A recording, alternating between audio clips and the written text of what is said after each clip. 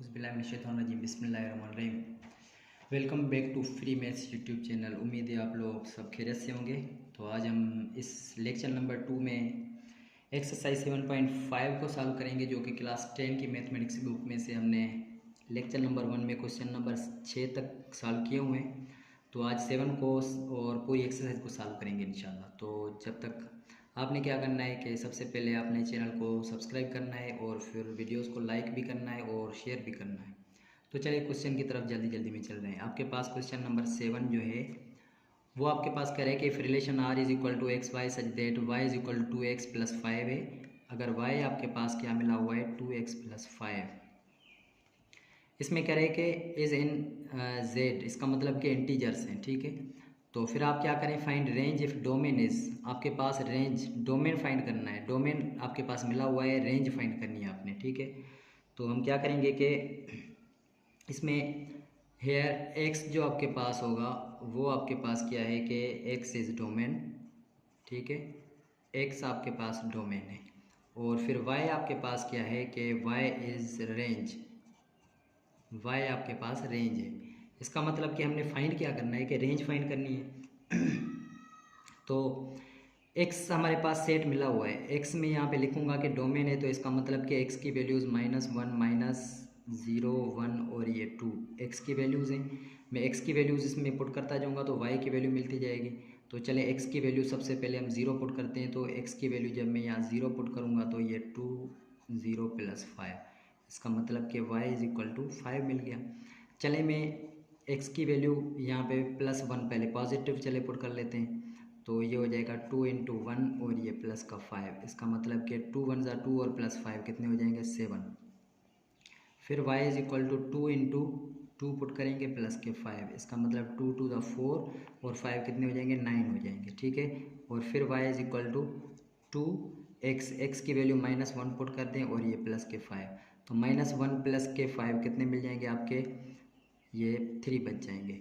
चलें y is equal to 2 × -2 और ये प्लस के 5, तो 2 × 2 4 के 4 और प्लस का 1, इसका मतलब प्लस का 1 बच जाएगा आपके पास। तो अब आपके पास ये जो डोमेन मिल गया है आपके पास, सॉरी रेंज जो मिल गई है y, वो आपके पास मिल गई है, क्या मिल गई है आपके पास, 0 के ऊपर क्या मिली है 5 मिली है। चलें ठीक है, तो यहाँ से हम इसको तरतीब में लिखते हैं। आपके पास ये जो y मिल गई है हमारे पास, ठीक है। तो y एक तो मिल गया है 1 मिल गया है और दूसरा 3 मिल गया है और दूसरा 5 और उसके बाद 7 और उसके बाद 9 मिल गया है। तो यहाँ तक हमारे पास इसका फर्स्ट का आंसर मिल गया, बहुत ही आसान था हमारे पास। इसी के साथ हमारे पास क्या है कि क्वेश्चन नंबर इसी का 2 है। इसमें कह रहा है कि फाइंड क्या करना है, आपने फाइंड करना है इसमें डोमेन, इसमें डोमेन फाइंड करनी है। इस if range is equal to, इसका मतलब कि रेंज आपके पास क्या मिली हुई है, वो है आपके पास 11 13 15 और ये 17। तो ये आपके पास फंक्शन सेम है। हम क्या करेंगे, इसमें वैल्यूज़ पुट कर देंगे। तो चले वैल्यू पुट कर लेते हैं आप। अब हमारे पास डोमेन फाइंड करना है। तो यहाँ हम क्या सपोज करके हैं, डोमेन क्या है हमारे पास, डोमेन एक्स है और रेंज हमारे पास क्या है कि रेंज जो है वो आपके पास वाई रेंज है। तो डोमेन जब हमने फाइंड करना है तो रेंज आपके पास, इसका मतलब कि वाई की वैल्यू आपके पास ये मिली हुई है। वाई इज़ इक्वल टू आपके पास क्या मिला हुआ है, ये आपके पास हैं, चले वैल्यूज़ पुट कर लेते हैं, 11 और ये 13 15 और ये 17। तो मैं जब y की वैल्यू, लेकिन फंक्शन को क्या करूँगा, थोड़ा सिंप्लीफाई करूँगा। फंक्शन क्या था, x में लेकर आऊँगा, 2x + 5 है, तो इसमें x की तरफ प्लस का 5 उस तरफ जाएगा, तो ये हो जाएगा y - 5, क्योंकि प्लस का 5 उस तरफ माइनस का हो गया। 2 यहाँ पे मल्टीप्लाई कर रहा है, उस तरफ जाकर डिवाइड, इसका मतलब x is equal to y - 5 divided by 2 हो गया। अब इसमें क्या करेंगे कि वैल्यूज़ आप पुट करते जाएंगे, आपके पास आंसर मिलता जाएगा। तो चले इसमें वैल्यू पुट कर लेता हूँ, पहले 11 पुट कर लेते हैं। तो x is equal to 11 - 5 divided by 2, तो ये आंसर हो जाएगा। 11 में से आप 5 काट दें, 6 डिवाइडेड बाई 2, इसका मतलब 3 आंसर आ गया। अच्छा, उसके बाद फिर क्या कर रहे हैं, x इज़ इक्वल टू 11 के बाद 13 पुट कर दें। तो 13 - 5 डिवाइडेड बाई 2, तो 13 में से 5 माइनस कर दें, 8/2, इसका मतलब कि 4 वैल्यू मिल गई। चले x is equal to 15 put कर देते हैं y की वैल्यू, तो 15 माइनस 5 डिवाइडेड बाई 2, इसका मतलब कि 10/2, तो ये वैल्यू मिल गई 5। चले x is equal to 17 put कर देते हैं, तो 17 minus 5 divided by 2 is equal to 12/2 is equal to 6। तो अब आपके पास ये किसकी वैल्यू मिल गई है, x। क्या मालूम करना था, डोमेन। डोमेन हमारे पास x, तरतीब में आप लिखें इसको, आपके पास सबसे पहले क्या मिला है, 3 मिल गया, उसके बाद 4, उसके बाद 5 और उसके बाद 6 मिल गया। तो ये हमारे पास इसका आंसर हो गया। बहुत ही आसान था ये भी। तो अब हम क्या करेंगे क्वेश्चन नंबर 8 की तरफ, तो देखते हैं 8 में क्या कह रहा है। तो इसमें हमारे पास क्वेश्चन नंबर 8 में कह रहा है कि if X Y represents elements of W whole numbers में से, तो find domain range if X such that X Y such that X 3xy plus is equal to 11। तो इसमें आपके पास सबसे पहले क्या है कि इसमें x और y जो बिलोंग कर रहे हैं किस में से, x, y belongs to whole numbers. इसका मतलब कि सेट ऑफ होल नंबर्स कौन से होते हैं आपके पास, 0 1 2 3 अप टू सो ऑन। तो सबसे पहले आपने क्या करना है कि ये जो आपके पास फंक्शन है 3x plus Y is equal to 11, इसको हम क्या करेंगे कि डोमेन और रेंज फाइंड करनी है। तो हम क्या करेंगे कि इसमें x का फंक्शन बना लेते हैं इसमें। तो ये प्लस का y उस तरफ जाएगा, ये हो जाएगा माइनस का y, इसका मतलब कि 11 माइनस वाई, 3 इसके साथ मल्टीप्लाई उस तरफ जाकर क्या करेगा, डिवाइड, इसका मतलब कि x is equal to 11 y minus y upon में ये 3। अब ये आपके पास एक फंक्शन बन गया, ठीक है, x का। तो अब हम क्या करेंगे कि इसमें y की वैल्यूज़ वो लेंगे जो कि x की वैल्यू हमें क्या मिले कि होल नंबर में मिल जाए। यहाँ से हम अपनी मर्ज़ी से मिसाल के तौर पे अगर 1 ले लें y की वैल्यू, तो ये हो जाएगा 10/3। तो 10/3 तो होल नंबर में बिलोंग नहीं कर रहा है, इसका मतलब कि मैं यहाँ पे लिख लूँ कि y, ठीक है, अगर पुट कर लेता हूँ मैं 1, तो ये आपके पास x इज इक्वल टू हो जाएगा 11 माइनस 1 अपान में 3 इज इक्वल टू क्या हो जाएगा, 10/3। और 10/3 जो है ना वो होल नंबर में बिलोंग नहीं कर रहा है, इसका मतलब कि हमने ये वैल्यूज़ नहीं लेनी, हमने वो वैल्यूज़ लेनी है जिसमें से x की वैल्यू पूरी पूरी मिल जाए। तो चलें y की वैल्यू मैं यहाँ पे पुट कर लेता हूँ, कौन सी वैल्यू पुट कर लूँ, 0 पुट कर लेता हूँ, तब भी नहीं आएगा, ठीक है। तो y की वैल्यू हम यहाँ पे 2 पुट कर लेते हैं। तो y 2 जब पुट कर लें तो ये हो जाएगा x is equal to 11 minus ये 2 और डिवाइडेड बाई 3, तो ये हो जाएगा 9/3। तो यहाँ से 3 का टेबल 3 टाइम्स, इसका मतलब ये हुआ कि x की वैल्यू क्या मिल गई है, 3, और 3 बिलोंग्स टू किसके साथ कर रहा है कि होल नंबर में कर रहा है। तो चले एक तो वैल्यू आपके पास ये मिल गई है। अब हम क्या करेंगे, दूसरी वैल्यूज़ भी इसी तरीके से लेंगे और फिर उसको क्या करेंगे, सॉल्व करेंगे। तो चलिए देखिए इसमें x की वैल्यू हम क्या करेंगे, पुट करेंगे। तो x की वैल्यू y की वैल्यू, अब क्या y की वैल्यू अगर मैं 5 पुट कर दूं तो आपके पास x की वैल्यू क्या मिल जाएगी, 11 माइनस 5 डिवाइडेड बाय 3, तो इसका मतलब कि 6 divided by 3 is equal to 2। तो ये 2 वैल्यू मिल गई आपके पास। और फिर हम क्या करेंगे कि अगर मैं y की वैल्यू क्या पुट कर दूँ, y is equal to 8 put कर दूँ, तो ये x is equal to 11 minus 8 divided by 3, इसका मतलब ये हुआ कि आप माइनस करेंगे 3/3 इज इक्वल टू 1। तो यहाँ तक आपके पास ये आंसर आ गया आपके पास। तो x की वैल्यूज़ आपके पास, y की वैल्यू हमने क्या पुट की थी कि y की वैल्यू जब हमने क्या पुट की है, 2 5 8 पुट की है, तो x की वैल्यूज़ आपके पास क्या मिली हैं, देखें x आपके पास ये जो मिला है वो आपके पास मिला है 3 2 और ये आपके पास 1 मिल गया है। तो अब आपके पास इसका आंसर हो गया ये। तो अगर दूसरी भी वैल्यूज पुट करेंगे तो आपके पास इनका आंसर क्या आ जाएगा, होल नंबर में नहीं मिलेगा। अब आपके पास इसमें सेकंड कह रहा है कि x comma Y such that, इसमें कह रहा है x minus Y is equal to 6 करें इसमें। तो इसको भी हम क्या करेंगे कि बिल्कुल सेम तरीके से हम क्या करेंगे, w में से आप नंबर्स लेंगे, लेकिन इसको हम क्या करेंगे, x का फंक्शन बनाएंगे। तो x minus Y is equal to 6 है, तो जब मैं x की वैल्यू निकालूं तो यहाँ माइनस का y उस तरफ जाएगा, प्लस का y हो जाएगा। तो देखें मैं यहाँ से अगर y की वैल्यू क्या कर लूँ, 1 पुट कर दूँ, चले 0 ही पुट कर देता हूँ मैं, तो आपके पास x की वैल्यू क्या आ जाएगी, 6 प्लस 0, इसका मतलब कि x की वैल्यू क्या मिल गई है, 6 मिल गई है। अब हम क्या करेंगे कि y की वैल्यू अगर हम क्या करें 1 पुट कर दें तो x is equal to 6 plus 1 हो जाएगा। दिस इम्प्लाइज दैट x की वैल्यू क्या मिल जाएगी, 7। चलें वाई की वैल्यू अगर मैं 2 पुट कर लेता हूँ तो ये एक्स की वैल्यू क्या मिल जाएगी, 6 + 2 = एक्स की वैल्यू मिल जाएगी 8।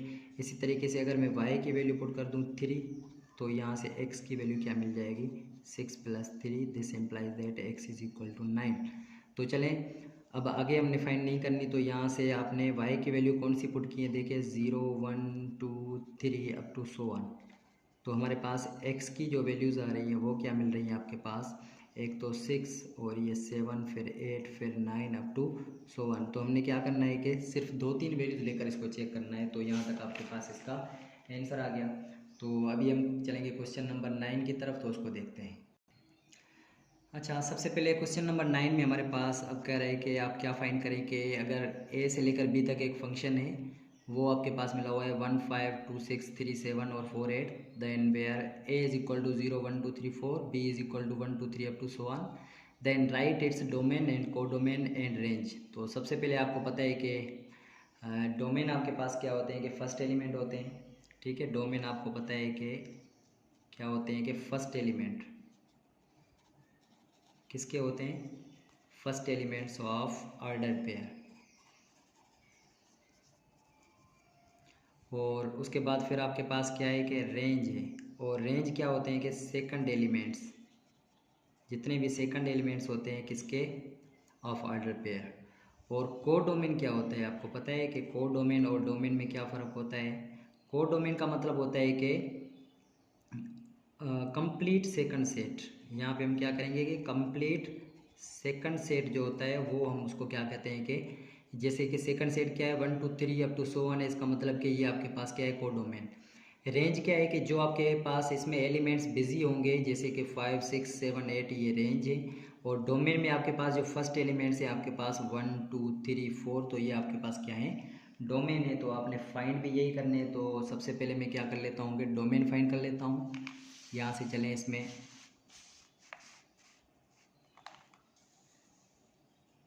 तो अब देखें कि डोमेन के लिए एलिमेंट्स कौन से हैं। मैं यहाँ पे डोमेन बना लेता हूँ। डोमेन आपके पास क्या है कि फर्स्ट एलिमेंट्स जो भी थे आपके पास 1 2 3 और ये 4 आपके पास, ये डोमेन हो गए। और सेकंड चीज़ क्या फाइंड करनी थी आपने, रेंज फाइंड करनी थी।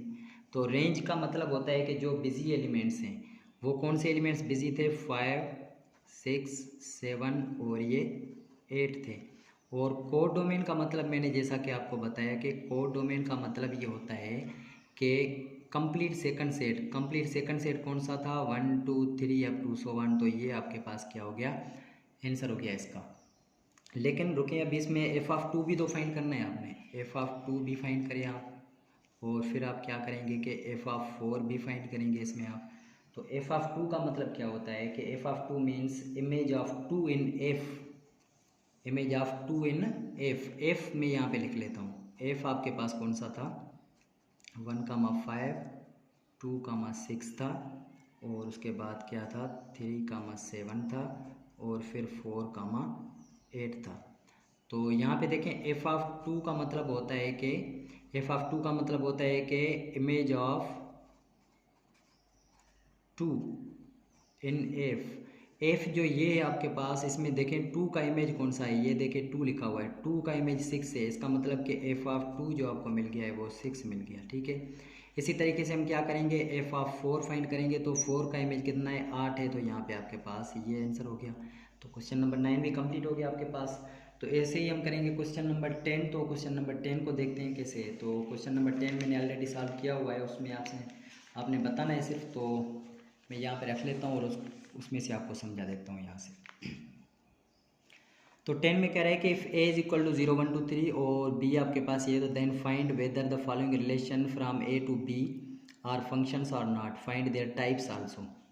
तो देखें कि रिलेशन आपके पास ये मिला हुआ है 0 1 0 2 1 4 और 2 6 और 3 8। तो इसमें कह रहे हैं कि ये फंक्शन है कि नहीं है। इसमें देखें फंक्शन वो होता है जिसके डोमेन एलिमेंट आपके क्या हो, ए सेट के बराबर हो। तो सबसे पहले मैं डोमेन एलिमेंट्स चेक कर लेता हूँ कौन से हैं, 0 1 2 3। क्या ये ए के बराबर है, नहीं है। 0 1 2 3 तक है, 4 नहीं है इसमें। इसका मतलब कि ये फंक्शन ही नहीं है इसमें। क्यों नहीं है, क्योंकि यहाँ पे डोमेन ए के बराबर नहीं है, ठीक है। R1 फंक्शन नहीं है। R2 क्या है, 0 10 1 8 2 6 2 4 3 4 और ये 4 2 हैं। तो ये देखें कि फंक्शन है कि नहीं। तो सबसे पहले इसको देख लेते हैं कि 0 1 2 2 4, लेकिन इसमें डोमेन में रिपीटेशन है, देखें 2 और 2 में रिपीटेशन हो रही है। इसका मतलब कि यहाँ से आपके पास इन दोनों में डोमेन में रिपीटेशन नहीं हो सकती। तो ये आप याद कर लें, ये भी आपका फंक्शन रिलेशन नहीं है। ये रिलेशन है लेकिन फंक्शन नहीं है, याद कर लें, क्योंकि डोमेन में रिपीटेशन है। R3 में क्या है 0 1 2 3 4, ये बिल्कुल ए के बराबर है। चलिए ये फंक्शन तो हो जाएगा। चलिए कौन सा फंक्शन है देखते हैं।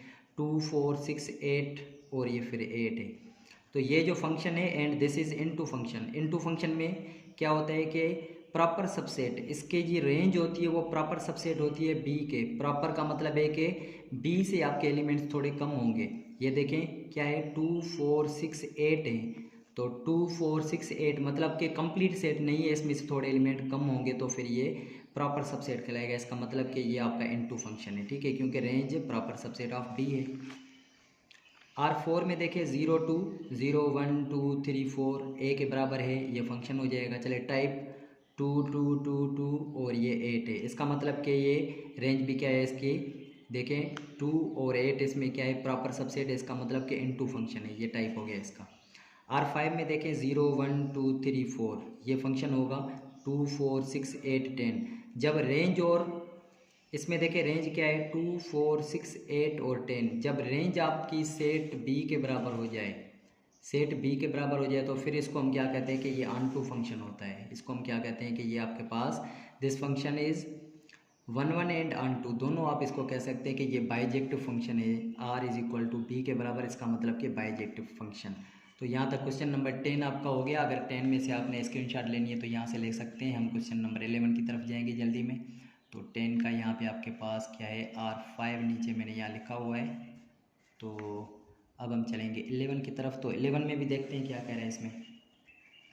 11 में आपके पास कह रहे हैं कि which of following is 1 1 function और 1 1 करेस्पॉन्डेंस और नाइदर ऑफ देम। 1 1 करेस्पॉन्डेंस और 1 1 फंक्शन में फ़र्क होता है, ठीक है, याद कर लीजिए कि सबसे पहले हमारे पास ये है। तो ये 1 1 फंक्शन है क्योंकि इसके डोमेन के एलिमेंट बिजी होने चाहिए, याद कर लेना, ठीक है। डोमेन के एलिमेंट बिजी हों और यहाँ पे आपके पास भले यहाँ पे एलिमेंट कम हो लेकिन ये सारे के सारे बिजी हों, तो फिर इसको हम क्या कहेंगे, ये 1 1 फंक्शन है। सेकंड में देखिए क्या है 0 1 2 5 6 7, ये 1 1 करेस्पॉन्डेंस है। 1 1 भी है और 1 1 करेस्पॉन्डेंस मतलब कि फंक्शन भी है और 1 1 करेस्पॉन्डेंस भी है, दोनों हैं, क्योंकि डोमेन के एलिमेंट सारे बिजी होने चाहिए 1 1 के लिए। और इसमें भी देखें कि सबके एलिमेंट्स के लिए एक ही है, तो इसका मतलब 1 1 करेस्पॉन्डेंस भी है, 1 1 फंक्शन भी है। इसमें देखें कि ये 0 5 और 1 6 और 2 6, इसका मतलब ये हुआ कि आपके पास ये नाइदर 1 1 है और नार 1 1 करेस्पॉन्डेंस, क्योंकि 1 1 करेस्पॉन्डेंस का मतलब होता है कि इस एक एलिमेंट के लिए इसमें भी क्या हो, एक एक हो। इस दोनों के लिए यहाँ पे एक कंडीशन मौजूद है। इसका मतलब कि ये 1 1 फंक्शन नहीं है। 1 1 फंक्शन में इसमें रेंज में रिपीटेशन हो जाएगी। तो यहाँ पे क्वेश्चन नंबर 11 हमारे पास ये था। तो 11 भी आपके पास हो गया। तो हम चलें अब क्वेश्चन नंबर 12 की तरफ। तो उसको हम देखते हैं। चलिए उसको मैं आपको बता देता हूँ कि उसमें क्या कह रहे हैं इसमें। तो 12 भी देखें। ए पी आपके पास क्यू और आर मिले हुए हैं। कह रहे हैं कि आप ऐसा फंक्शन बनाएं F from P to Q, P से लेकर क्यू तक ऐसा फंक्शन बनाएं जो कि क्या हो, इनटू फंक्शन हो। इनटू फंक्शन पर क्या है कि रेंज जो हो वो उसका प्रॉपर सबसेट हो। इन दोनों के प्रॉपर सबसेट कौन से होंगे, तो मैं यहाँ पे बना लेता हूँ। देखें ए एक्स, ए का एक्स के साथ, फिर बी का वाई के साथ और सी का जेड वाई के साथ ही करवा लेता हूँ, ठीक है। तो देखें जब रेंज हम लेंगे तो रेंज एक्स से वाई है, तो एक्स वाई क्या है इसमें देखें, एक्स वाई जो है वो प्रॉपर सबसेट है किसका, बी का, ठीक है। प्रॉपर में क्या होते हैं कि बी के एलिमेंट से थोड़े कम हो उसमें, ठीक है, क्यू का, सॉरी यहाँ पे। और फिर दूसरा क्या है कि a function R to P, ठीक है, आर टू पी, आर से लेकर पी तक आपने फंक्शन बनाना है जो कि अन टू हो। अन टू में क्या होता है कि रेंज और बी आपके पास बराबर होते हैं। तो आर टू पी क्या हो, पी ए है, फिर क्यू बी है, और फिर आर सी है, और फिर एस भी क्या है, सी है। इसका मतलब ये हुआ कि इसमें देखें कि रेंज क्या है, बी सेट के बराबर। ये बी सेट कौन सा है, इसमें देखें पी है। तो रेंज क्या है आपके पास, ए बी सी। तो ए बी सी आपके पास क्या है, फिर से इस सेकंड सेट के बराबर हो गया। तो ये आपके पास है। अब function H from P to R, अब फिर पी टू आर आपने बनाना है जो कि क्या हो, इंजेक्टिव हो।